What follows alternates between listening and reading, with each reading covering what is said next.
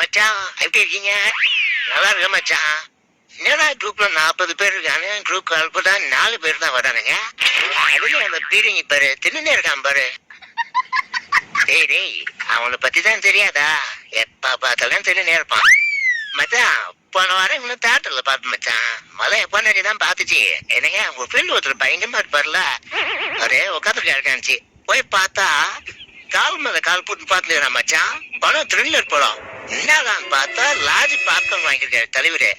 அப்படியே நிக்கல உட்காந்துருக்கான் மச்சான். அவன் தான் தீரி மாறாச்ச மச்சான்.